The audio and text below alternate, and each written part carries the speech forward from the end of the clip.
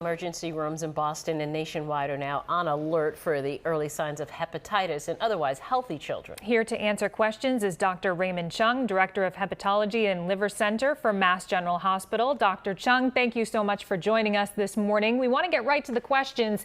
We now know that 2 patients in Massachusetts are part of the CDC's investigation into this outbreak. How serious are these cases, and do we know how it's spreading?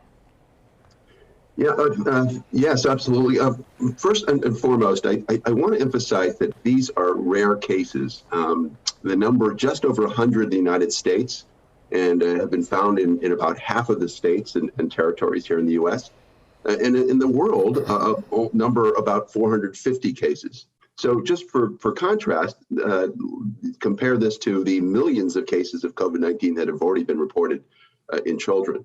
Now, these cases have affected previously healthy children under the age of 10. Now, as rare as they have been, these illnesses are serious and they cause significant inflammation and damage to the liver.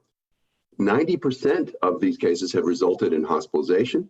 14% have required liver transplantation, and 5 have unfortunately died. Regarding mode of spread, the best evidence is that this is due to a viral infection. But unlike highly contagious or transmissible illnesses like COVID, this does not appear to be a highly transmissible illness insofar as the numbers of cases, as I just stated, have been so rare. There's some mystery to it, though. Why are health officials having trouble identifying the cause?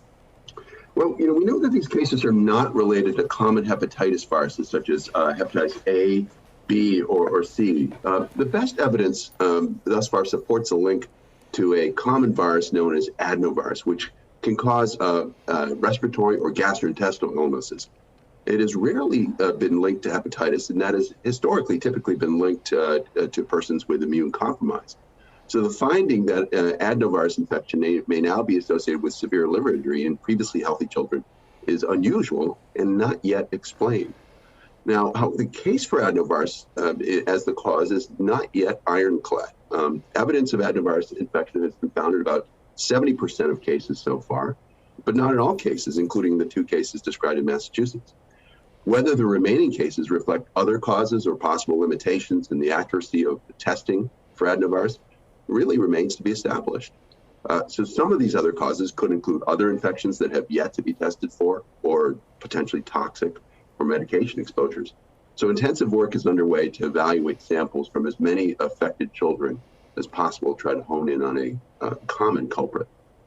So much to sort through, of course. As you know, a lot of parents will hear the word virus and immediately think of COVID-19. Do you think there could be any connection there? Really, there's very little evidence at present to support COVID-19 as somehow related to these cases. First, the significant majority of cases thus far have had no evidence for active COVID infection. And whether a prior history of COVID infection has any influence on these cases is really the subject of active investigation now. As for any relationship to COVID vaccination, the CDC has noted that most of the children affected were between the ages 2 and 5 and did not receive vaccination because, of course, this age group is not yet vaccine eligible. Okay, we know it's rare, but for parents at home, what do they need to know about some of the earliest symptoms? Parents should be on the lookout for symptoms that include fever, fatigue, loss of appetite, nausea and vomiting, abdominal pain, diarrhea, and in late cases, yellowing of the eyes or skin, also known as jaundice, with darkening of the urine or lightening of the stools. If any combination of these symptoms, parents should contact their pediatrician as soon as possible for further evaluation. Okay, Dr. Raymond Chung, Director of Hepatology and Liver Center for Mass General Hospital. It is very rare, but that was some great information a lot of parents are wondering about right now. Thank you so much for joining us this morning. You're very welcome.